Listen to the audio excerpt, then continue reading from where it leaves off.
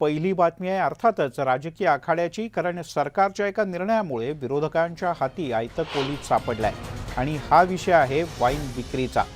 राज्यामध्ये 90% देशी दारूची दुकानं ही काँग्रेस आणि राष्ट्रवादी काँग्रेसच्या कार्यकर्त्यांची आहेत अशी टीका विधान परिषदेतले विरोधी पक्षनेते प्रवीण दरेकर यांनी केली आहे। काँग्रेस आणि राष्ट्रवादी काँग्रेसला कार्यकर्ते जगवायचे आहेत, त्यासाठी जनता मेली तरी चालेल अशा तिखट शब्दात दरेकर यांनी नाना पटोले यांना प्रत्युत्तर दिलंय। याच वाईनच्या विषयावरून आता सत्ताधारी आणि विरोधक यांच्यातले आरोप प्रत्यारोप अधिक तीव्र होणार असंच दिसतंय।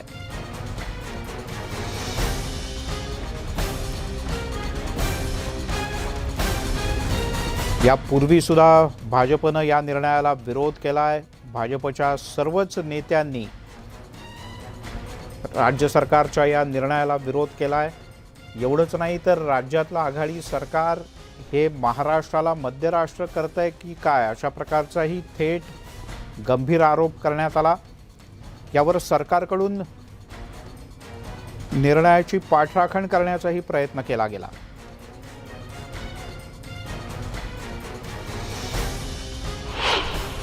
देशी दारूची कधीपासून दुकानं आली, गावात कोणाची दुकानं आहेत, कुठले कार्यकर्ते त्या देशी दारूची दुकानं चालवत आहेत। सरकार तुमचा जरा लेखाजोगा महाराष्ट्रातील जनतेसमोर येऊ द्या। केवळ त्या ठिकाणी बोलायचं, कुठल्याही प्रकारचा आधार नाही। आता मी आज सांगतो 90% देशी दारूची दुकानं या ठिकाणी काँग्रेस राष्ट्रवादीच्या कार्यकर्त्यांची पुढाऱ्यांचीच त्या ठिकाणी आहेत। तशाच प्रकारे आता ही वाईन जे शॉप ही काढणार आहेत त्याच्यामध्ये आपल्या कार्यकर्त्यांची वर्णी लावायची आहे। त्याच्यामुळे लोकांनी दारू प्यायली तरी चालेल, आमचा कार्यकर्ता जगला पाहिजे, लोक मेली तरी चालतील, अशा प्रकारच्या भावनेतनं वागणारे हे पक्ष आणि नेते त्यांच्याकडून दुसऱ्या काय अपेक्षा करणार। नाना पटोले आणि राज्यातल्या विविध नेत्यांकडून सरकारचं समर्थन केलं जात आहे, तर भाजपनं मात्र या सरकारच्या निर्णयाचा तीव्रपणे विरोध केलेला आहे। आणि याच संदर्भात आपण अधिक जाणून घेऊयात तर राज्याचे माजी मंत्री आणि काँग्रेसचे ज्येष्ठ नेते माणिकराव ठाकरे आपल्यासोबत आहेत। माणिकराव, कसं पाहताय या निर्णयाकडे? मुळात तुमचं वैयक्तिक समर्थन आहे का वैयक्तिक विरोध आहे या निर्णयाला?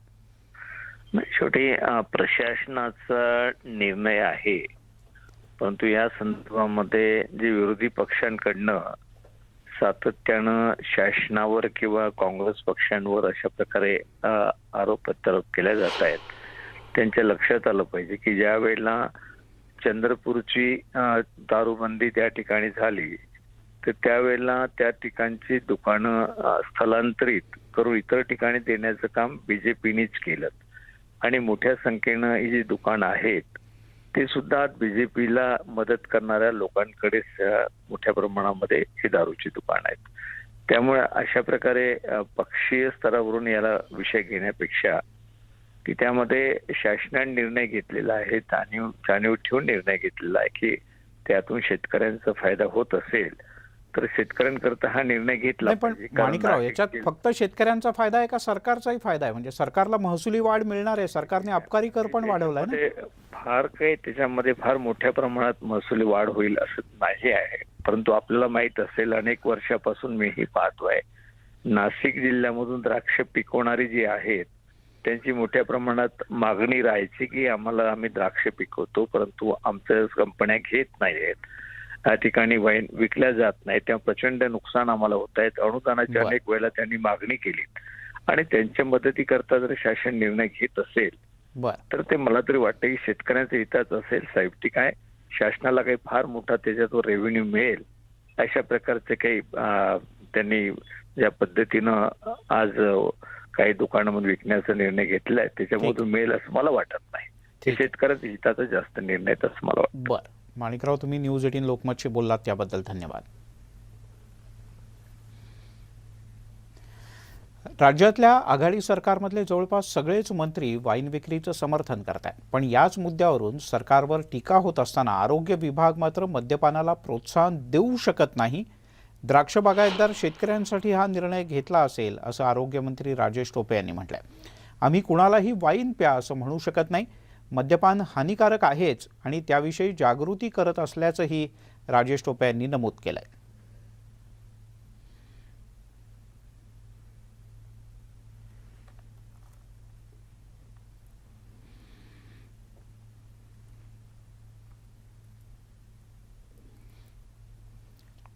मला असं वाटतं की वाईन उद्योग याला खऱ्या अर्थाने एक शेतकरी द्राक्ष बागायतदार जे आहेत त्यांच्या उत्पन्न आणि त्यांच्या उत्पादकता आणि त्यांच्या संदर्भाने खऱ्या अर्थाने घेतलेला हा निर्णय आहे. त्याची पार्श्वभूमी त्या अँगलने आहे. मद्यपानाला प्रोत्साहन देणारा हा नक्कीच निर्णय नाही किंवा ते व्हावं अशी काही शासनाची नक्कीच अपेक्षा नाही. परंतु जे काही उत्पादन होतं त्यांना योग्य पद्धतीनं मार्केटिंगच्या संदर्भाने एक सुविधा उपलब्ध करून दिलेली आहे. या सगळ्या गोष्टी मला एवढंच सांगायचं आहे की मद्यपानाला आरोग्य विभाग कधी प्रोत्साहन देऊ शकत नाही, देणारही नाही. दरम्यान काँग्रेसचे प्रदेशाध्यक्ष नाना पटोले यांनी वाईन आणि दारूच्या मुद्द्यावर स्पष्टीकरण दिलंय. भाजपनं देशी दारूची दुकानं वाढवली, बिअर शॉपी वाढवल्याचा आरोपही केला. केंद्र सरकारच्या आदेशानुसार वाईन विक्रीचा निर्णय घेतल्याचंही पटोले यांनी नमूद केलं. भाजपला हे बोलायचा अधिकार राहिलेला नाही. ज्या भाजपने गेल्या 5 वर्षात राज्यामध्ये देशी दारूच्या दुकानाची वाढ केली, बिअर शॉपी किराणा दुकानामध्ये उघडली आणि डॅन्स बार जे आघाडी सरकारने बंद केले होते ते महाराष्ट्रामध्ये चालू करायची व्यवस्था केली, अशा भाजपला सुसंस्कृत भाजप सांगायचा अधिकार राहिलेला नाही. राहिला बिअर शॉपीचा इश्यू, केंद्र सरकारने शेतकऱ्यांचे उत्पादन 2 पट वाढवण्यासाठी 2014मध्ये जे आवाहन केलं होतं त्याचं अंमलबजावणी करता आहे असं त्यांचं सांगणं आहे. आणि त्यांच्या आदेशाने महाराष्ट्र सरकार मॉल्समध्ये, मोठ्या मॉल्समध्ये, छोट्या दुकानात नाही, यांनी तर किराणा दुकानामध्ये बिअर शॉपी उघडण्याचा निर्णय घेतला होता. या बिअर शॉपी मोठ्या मॉलमध्ये उघडण्याचा निर्णय राज्य सरकार केंद्र सरकारच्या आदेशाप्रमाणे करते आहे आणि त्याला आज भाजप विरोध करत असेल तर त्यांना विरोध करायचा कुठला अधिकार नाही. दरम्यान याच संदर्भात आपण अधिक जाणून घेऊयात. काँग्रेसचे ज्येष्ठ नेते हुसेन दलवाई आपल्यासोबत आहेत. दलवाई सर, कसं पाहताय या निर्णयाकडे? कारण दोन्हीकडनं आता खूप तीव्र प्रतिक्रिया येतात. ना असं आहे, भाजप जर या संबंधामध्ये खरंच सिरियस असेल तर त्यांच्याच भागामध्ये काय चाललंय ते त्यांनी बघावं. एक दुसरं असं की नशाच्या संबंधामध्ये बोलत असताना आता दारूच्या नशेपेक्षा भयानक नशा आलेली आहे. त्या MD गोळ्या देतात आणि काय करतात आणि 3-3 वर्षात ती पोरं मरतायत. हा केवढा मोठा प्रश्न आहे, त्याच्याकडे दुर्लक्ष करायचं. दारू पिऊन फारशी काय लोक मरत नाही. आणि मुख्य भाग असा आहे की याच्यातून वाईनचं जे हे आहे ते वाईन वेगवेगळ्या औषधामध्ये सुद्धा त्याचा वापर केला जातो. हे आपण लक्षात घेतलं पाहिजे. दुसरं आणली ना की त्याची उत्सुकता फार वाढते. नाही, पण याच्यात तुमच्यावर आरोप असा होतोय की बहुसंख्य दुकानं किंवा देशी दारूची दुकानं आणि ही सगळी ही काँग्रेसच्याच कार्यकर्त्यांची आहेत असा प्रवीण दरेकर यांनी आरोप केलाय तुमच्यावर आणि म्हणून तुम्ही हा निर्णय घेतलाय. आरोप करणाऱ्याला काही आरोप करता येतो. बहुसंख्य काँग्रेसचे लोक आहेत त्याच्यात, हे काय खरं नाही. हे बहुसंख्य जे लोक आहेत ते व्यापारी लोक आहेत. त्याच्यामध्ये काँग्रेसचे लोक असण्याचा काय प्रश्न नाही. व्यापार करणारे लोक हे असं वेगवेगळ्या तऱ्हेचा व्यापार करतात, त्याचा तो भाग आहे. मी जो म्हणत होतो की एकूण नशेच्या संबंधामध्ये विचार करणं फार अगत्याचं आहे आणि याच्या संबंधामध्ये विचार न करताना केवळ ह्याचाच विचार, प्रोसेस इंडस्ट्री वाढवायची की नाही हा मुद्दा आहे. त्यानंतर तुम्हाला या औषधासाठी हे वाईन वगैरे लागते, तोही मुद्दा आहे. आणि मुख्य भाग असा आहे, तुम्ही बंदी काय कुठल्या गोष्टी केली ना की बंदीच्या संबंधामध्ये लोकांना असं वाटतं त्याची उत्सुकता वाढते आणि म्हणून ते जास्त हे होतं. दलवाई सर, धन्यवाद. तुम्ही न्यूज 18 लोकमतशी बोललात त्याबद्दल.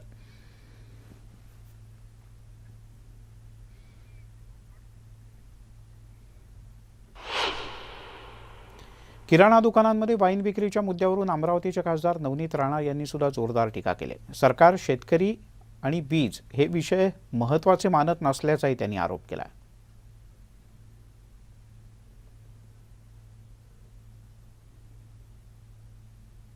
शाळेची फीस ते 2 वर्षापासून विद्यार्थ्यांचे आई वडील पेरेंट्स जे दरदर ठोकर खाते शाळेची फीस भरण्यासाठी, त्याच्यामध्ये 50% फीस माफ केली पाहिजे, त्याचा निर्णय आपण घेतला पाहिजे. आम जनतेचे जे वीज सप्लाय आहे त्याच्यामध्ये 50% वीज मिल माफ केला पाहिजे, त्याच्यासाठी तुम्ही कॅबिनेटमध्ये निर्णय घेतला पाहिजे. दारू आणि वाईनसाठी मला नाही वाटत की महाराष्ट्र सरकारमध्ये याच्या आधी कधी असे निर्णय झालेले आहे. आणि उद्धव ठाकरे सरकारमध्ये एवढीच अपेक्षा राहिली होती आणि जे तुम्ही पूर्ण केली आहे. वाईन शॉप प्रत्येक घरामध्ये आणि प्रत्येक नगरात आणि गल्लीमध्ये आणून हे दाखवलेलं आहे की कॅबिनेटमध्ये हे महत्वाचा मुद्दा आहे, नाही की बाकी कोणताही मुद्दा महत्वाचा नाही महाराष्ट्रामध्ये.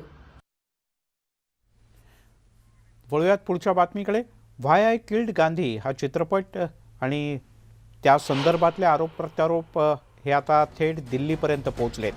कारण केंद्रीय माहिती आणि प्रसारण मंत्रालयानं, सूचना प्रसारण मंत्रालयानं व्हाय आय किल्ड गांधी या चित्रपटाची कॉपी मागवली होती आणि जी सूत्रांनी माहिती दिली त्यानुसार पंतप्रधान नरेंद्र मोदी आणि गृहमंत्री अमित शाह यांनी हा चित्रपट पाहिल्याचं कळतं आहे. आणि यानंतर सध्या तरी या चित्रपटावर बंदीचा प्रस्ताव नाही असंही सूत्रांनी सांगितलं आहे. दरम्यान आणखीन एक महत्त्वाची बातमी ती म्हणजे या चित्रपटात राष्ट्रवादी काँग्रेसचे खासदार अमोल कोल्हे यांनी नथुराम गोडसे यांची भूमिका केली आहे. त्यावरून त्यांनी आत्मक्लेश सुद्धा करून घेतला, दिलगिरी व्यक्त केली. पण आता हेच अमोल कोल्हे लवकरच पंतप्रधान मोदी यांची भेट घेण्याची सुद्धा शक्यता आहे आणि अर्थातच निमित्त आहे व्हाय आय किल्ड गांधी या OTTवर प्रदर्शित झालेल्या चित्रपटाचं.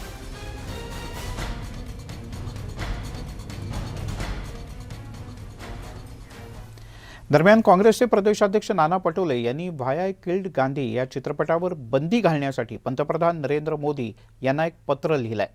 मात्र चित्रपट OTTवर येण्यासाठी ही बंदी घातलेली नाही.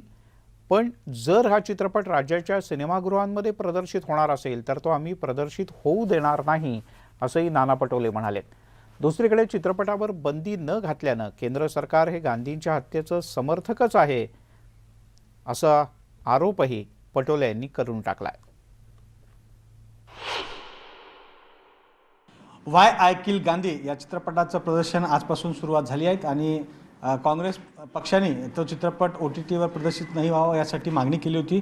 आपल्यासोबत बातचीत करण्यासाठी आहे महाराष्ट्राचे प्रदेश काँग्रेसचे अध्यक्ष नाना पटोलेजी. सर, आपण पंतप्रधान आणि मुख्यमंत्री उद्धव ठाकरे यांच्याकडे पत्रही लिहिलं होतं की हा चित्रपट प्रदर्शित होऊ द्यायला पाहिजेत नाही, परंतु तो आज OTTवर प्रदर्शित झाला. याआधीही OTTने तो प्रदर्शन सुरू केलं आहे. तुमची मागणी मान्य केली नाही असं का वाटतं? हिंदूवाद्यांना महात्मा गांधी संपले असं वाटायला लागले, अशा याच्यावरूनच आज ही परिस्थिती निर्माण झालेली आहे. खरं तर महात्मा गांधी हा विचार आहे आणि विचार कधी संपत नाही. अहिंसेचा आणि बंधुत्वाचा विचार जे महात्मा गांधींनी जो दिलेला होता तोच विचार आज आपल्या देशामध्ये आम्हाला सगळ्यांना प्रेरणादायी आहे आणि त्याच विचाराला घेऊन आम्ही पुढे जातो आहे. त्याच्यामुळे हिंदूवादी जी व्यवस्था आहे त्यांना हिंदूवादा म्हणजे हत्यारी व्यवस्था निर्माण करायची आहे आणि म्हणून देशाच्या प्रधानमंत्र्यांना पत्र देऊनसुद्धा त्यांनी याच्यावर बंदी आणली नाही. मुख्यमंत्र्यांना पत्र देऊनही ते प्रदर्शन थांबलं नाही असं का वाटतं? की तुमची ताकद कमजोर झाली? नाही, सिनेमा टाकीजमध्ये प्रदर्शित झालेला नाही. हा OTTच्या माध्यमातून सोशल मीडियावर पिक्चर दाखवण्यात येतो आहे. तो केंद्र सरकारच्या आखातीखाली येतो आणि त्याच्यामुळे केंद्र सरकारने याच्यातली भूमिका घेण्याची गरज होती. अमोल कोल्हे यांची भूमिकेची पाठराखण शरद पवार यांनी केली आहे. त्यांनी म्हटलं कलाकार म्हणून एक चांगला व्यक्तिमत्व आहे ते, परंतु एक खासदार पण आहे. त्या दरम्यान इतर पक्ष लोकांची विरोध करतात पण अमोल कोल्हेंचा विरोध त्यांच्या पक्षामध्ये होत नाही. त्यामुळे असं वाटतं की कुठे ना कुठे काँग्रेस पक्षाला डिवचण्याचा प्रयत्न आहे. बघा कसं आहे, ते पेशाने डॉक्टर आहेत. आता डॉक्टर कुठले आहेत मला माहिती नाही, पण डॉक्टर म्हणतात त्यांना, म्हणजे क्वालिफाईड आहेत. जेव्हा त्यांच्यासमोर ते स्क्रिप्ट आली आणि गोडसेला हिरो दाखवण्यात येण्याचा प्रयत्न त्या ठिकाणी होते आहे त्या स्क्रिप्टच्या माध्यमातून, त्यावेळेस तो पिक्चरच त्यांनी स्वीकारला नव्हता पाहिजे. पण आता त्यांनी तो पिक्चर स्वीकारला आणि कलाकार म्हणून ते त्याचा हे उल्लेख करत असतील तर खरं तर आणि आता ते काहीतरी प्रायचित्त करायला निघालेत असं काल मी ऐकत होतो. आता प्रायचित्त करून काय फायदा त्याचा? खरं तर महात्मा गांधी ही हिरो आहे, ते हिरो राहतील. गोडसे कधी हिरो होऊ शकत नाही, तो हत्यारा आहे. राष्ट्रवादी काँग्रेस पक्षाची जी खासदारांची भूमिका आहे त्यावर कुठे ना कुठे पक्षश्रेष्ठी नाराज आहे असंही पाहायला मिळत आहे. आणि याबाबत पक्षश्रेष्ठीने तुम्हाला काही निरोप दिले आहेत का? नाही, अजून कुठला निरोप दिला नाही. पण मी आपली भूमिका मांडत असताना मी मगाशी तुम्हाला सांगितलं की ते डॉक्टर आहेत पेशाने, त्यांनी ते स्क्रिप्ट वाचूनच त्या ठिकाणी गोडसेला हिरो करण्याचं काम केलं जात असेल त्यावेळेसच त्यांनी तो पिक्चर नाकारायला पाहिजे होता. धन्यवाद. व्हिडिओ जर्नलिस्ट रमेश सहा, विनोद राठोड, न्यूज 18 लोकमत, मुंबई. दरम्यान नथुराम गोडसे हा जर का खरा हिंदुत्ववादी असता तर त्यानं महात्मा गांधीजी यांच्याऐवजी मोहम्मद अली जिना यांच्यावर गोळी झाडली असती असं वक्तव्य केलंय शिवसेनेचे खासदार संजय राऊत यांनी. एका निशस्त्र माणसावर गोळी झाडणं योग्य नव्हतं, त्याचे संपूर्ण जगाला आजही दुःख आहे असंही राऊत म्हणाले. राहुल गांधी यांच्या वक्तव्याला संजय राऊत यांनी प्रत्युत्तर दिलं. देखो, अगर हिंदुत्ववादी होता कोई असली तो जिन्ना को गोली मारता, गांधी को क्यों गोली मारता भाई? पाकिस्तान की जो मांग थी वो जिन्ना की मांग थी. अगर हिम्मत थी आप में, आप मर्द थे, आप में मर्दानगी थी किसी में, ऐसे लोगों में, तो मैं मानता हूँ पाकिस्तान की मांग करने के बाद जिसने यह इंसाफ फैलाई, पार्टीशन किया, उनको कोई जाकर गोली मारता, वो देशभक्ति का काम होता.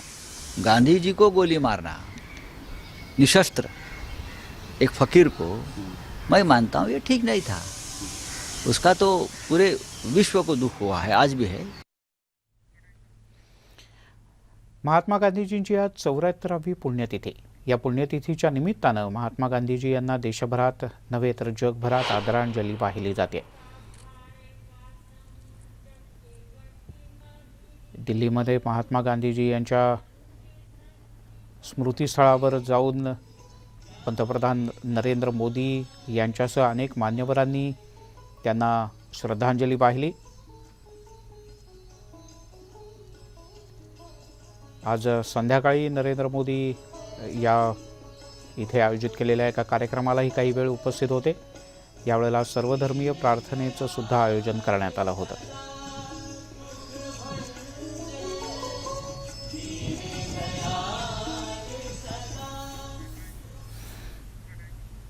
आणि आता अन्य काही बातम्यांकडे बोलूयात. केंद्रीय गृहमंत्री अमित शहा यांनी गोवा दौऱ्यामध्ये शिवसेनेला अनुल्लेखानं जोरदार टोले लगावले. राष्ट्रीय मान्यता मिळवण्यासाठी छोटे छोटे पक्ष निवडणुका लढवण्याचा प्रयत्न करतात असा टोला त्यांनी लगावला. छोटे पक्ष विकास करू शकत नाहीत, त्यामुळे भाजपला पुन्हा एकदा निवडून देण्याचं आवाहन अमित शहा यांनी गोव्यातल्या जनतेला केलं. केंद्र आणि राज्यामध्ये भाजपचं डबल इंजिनचं सरकार असल्यानं राज्याचा जलद गतीनं विकास झाला असा दावाही त्यांनी केला. उरी आणि पुलवामातल्या दहशतवादी हल्ल्यानंतर पंतप्रधान नरेंद्र मोदी यांनी सर्जिकल स्ट्राईकची हिंमत दाखवली होती, याची आठवण शहा यांनी यावेळी करून दिली. कार्यकर्त्यांना संबोधित केल्यानंतर अमित शहा यांनी काही भागात घरोघर जाऊन मतदारांच्या भेटी घेतल्या.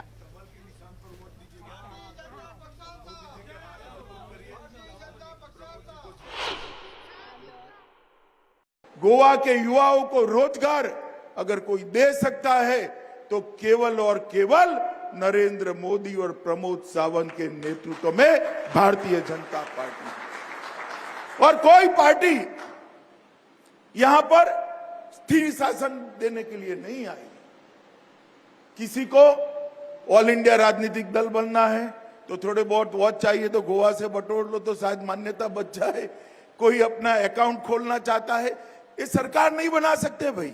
मोदी जी आए, उरी के अंदर हमला किया, पुलवामा में हमला किया, पाक प्रेरित आतंकवादियों को लगा कि अभी भी मनमोहन सिंह की सरकार चल रही. गलती कर गए. मनमोहन सिंह चले गए थे, मोदी जी आ गए थे, कांग्रेस नहीं थी, भारतीय जनता पार्टी थी. 10 ही दिन के अंदर सर्जिकल स्ट्राइक और एयर स्ट्राइक कर पाकिस्तान के घर में घुसकर आतंकवादियों का सफाया करने का काम नरेंद्र मोदी जी ने. वळूयात अन्य काही बातम्यांकडे. ज्या केंद्रीय योजनांमध्ये महाराष्ट्राला पूर्वी माजी पंतप्रधान मनमोहन सिंग यांच्या सरकारमध्ये मोठी मदत मिळायची, तशी मदत आता मोदी सरकार आल्यापासून किंवा त्या पद्धतीच्या योजना महाराष्ट्राला आणि देशातल्या कोणत्याच राज्याला मिळत नाहीत. त्यामध्ये बऱ्याच कमतरता आणि त्रुटी आहेत असा आरोप केला आहे राष्ट्रवादी काँग्रेसचे प्रदेशाध्यक्ष आणि जलसंपदा मंत्री जयंत पाटील यांनी. राष्ट्रवादी काँग्रेसचे प्रदेशाध्यक्ष जयंत पाटील यांनी महात्मा गांधीजी यांच्या पुण्यतिथीच्या निमित्तानं त्यांच्या पुतळ्याला पुष्पचक्र अर्पण केलं. यानंतर ते माध्यमांशी बोलत होते.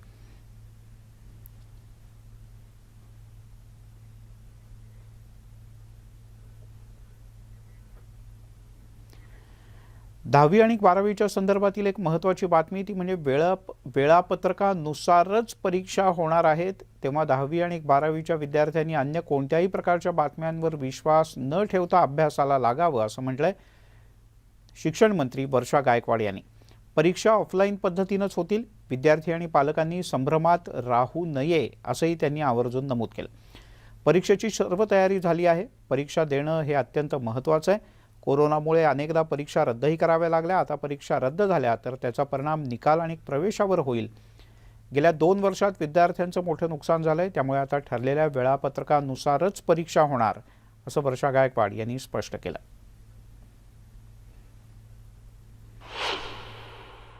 आणि याच सगळ्या बाबतीत बोलण्यासाठी शालेय शिक्षण मंत्री वर्षा गायकवाड आपल्यासोबत आहेत. मॅडम, खरं तर मुलांमध्ये संभ्रम आहे. अनेकांची इच्छा आहे की ऑफलाईन एक्झाम घेतल्या पाहिजेत. शालेय शिक्षण मंत्री म्हणून तुम्ही काय सांगाल? नाही, आपल्याला सुद्धा माहिती आहे की सातत्याने मागील 2 वर्षापासून जर आम्ही कोरोनाची परिस्थिती बघत आहोत आणि त्यानुसार निर्णय घेत आहोत. आणि म्हणून यावेळी तारखा डिक्लेअर करण्यापूर्वी सुद्धा आम्ही शिक्षकांशी, तज्ज्ञांशी चर्चा केली होती, बोर्डाशी चर्चा केली होती, आधीच्या बोर्डाच्या मेंबरशी चर्चा केली होती आणि म्हणून तारखा त्यानंतर डिक्लेअर करण्याचं काम केलं होतं. त्यामुळे मला या ठिकाणी सांगायला पाहिजे कुठल्याही संभ्रमाचं वातावरण ठेवण्याची आवश्यकता नाही. पूर्णपणे टाइम शेड्यूल यासाठीच बनवलेलं आहे की पुढे असणारी सप्लिमेंटरी एक्झाम आणि त्याच्या पुढे होणारे 11वीचं ॲडमिशन हे सुरळीत प्रोसिजरने व्हावं. आणि आमची इच्छा आहे की मागील 2 वर्षापासून आपल्याला माहिती आहे की कधी ऑफलाईन कधी ऑनलाईन असं मुलं शिक्षण घेतात, परीक्षा होत नाही आहेत आणि मुलांच्या ॲडमिशनमध्ये सुद्धा खूप मोठ्या प्रमाणामध्ये जे आहे ते वेळ म्हणजे डिले होण्याचं काम झालं. पुढच्या भविष्यामध्ये अशा गोष्टी होऊ नयेत हे प्लॅनिंग करूनच हे शेड्यूल बनवलेलं आहे. परीक्षा ऑफलाईन होतील आणि ज्या तारखेला दिल्या त्या नियोजित तारखेला होतील. कारण त्या रिझल्ट लागल्यानंतर आम्हाला सप्लिमेंटरी एक्झाम घ्यावी लागेल. सप्लिमेंटरी एक्झामचा निकाल सुद्धा लवकर लागला पाहिजे तर आम्हाला त्या मुलांना 11वीला ॲडमिशन देणं टाईमनुसार शक्य होईल आणि त्यामुळे या सगळ्या गोष्टीचा अभ्यास करूनच केलेला आहे. आणि आता एक कोरोनाच्या संदर्भातली दिलासादायक बातमी ती म्हणजे गेल्या काही काळापासून मुंबईतली रुग्णसंख्या ही झपाट्यानं कमी होते. तशी मुंबईतली रुग्णसंख्या कमी होते. मागच्या 24 तासात मुंबईत कोरोनाचे 1160 रुग्ण सापडले तर 2530 जणांना डिस्चार्ज देण्यात आला आहे. उपचाराच्या दरम्यान 10 जणांचा मृत्यू झाला आहे. शहरामध्ये सध्या 10,797 ॲक्टिव्ह रुग्ण आहेत. नागरिकांनी कोरोना प्रतिबंधक नियमांचं काटेकोर पालन करणं हे आवश्यक आहे.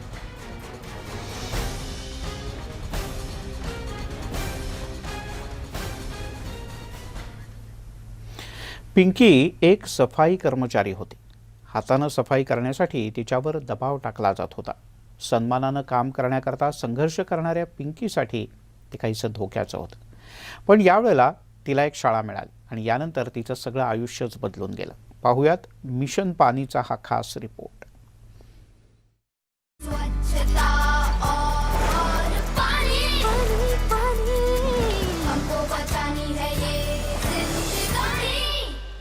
हमने वर्ल्ड टॉयलेट कॉलेज औरंगाबाद में शुरू किया है. ये एक पहल है सैनिटेशन वर्कर के लाइफ में चेंज करने की. 5 दिन के प्रोग्राम में हम इनको हेल्थ एंड सेफ्टी के बारे में सिखाते हैं, हाउस कीपिंग के बारे में सिखाते हैं. हाउस कीपिंग में क्या क्या यूज़ किया जाता है, क्या क्या केमिकल यूज़ किए जाते हैं, इस बारे में हम इनको बताते हैं. सॉलिड वेस्ट मैनेजमेंट के बारे में बताते हैं. सैनिटेशन और वाटर का कैसा एक दूसरे से संबंध है, इस बारे में हम बताते हैं. पहले मैं हाथ से अपना मुझे हाथ साफ सफाई हाथों से करती थी. जो भी काम है हाथों से. मुझे हाथ में जरा प्रॉब्लम होता था.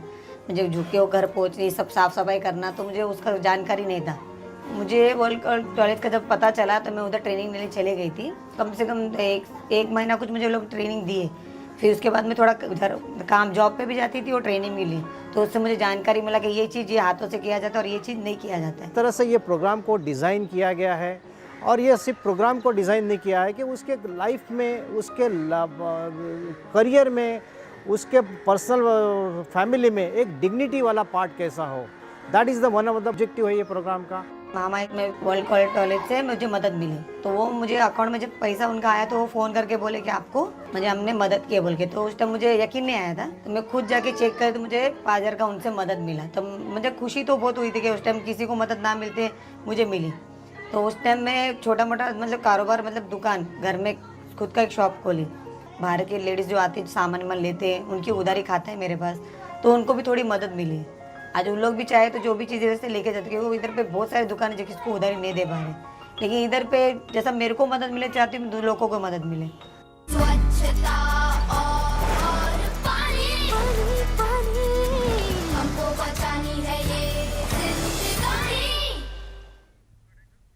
यासोबतच मुलूक महाराष्ट्रामध्ये इथेच थांबूयात, पण जाताना एक महत्त्वाची आठवण अर्थातच मास्कबद्दलची। घराबाहेर पडताना मास्क घाला, हात वारंवार धुवा, अंतराच्या नियमाचं पालन करा, शक्यतो गर्दीच्या ठिकाणी जायचं टाळा, मास्क आवश्यक आहे।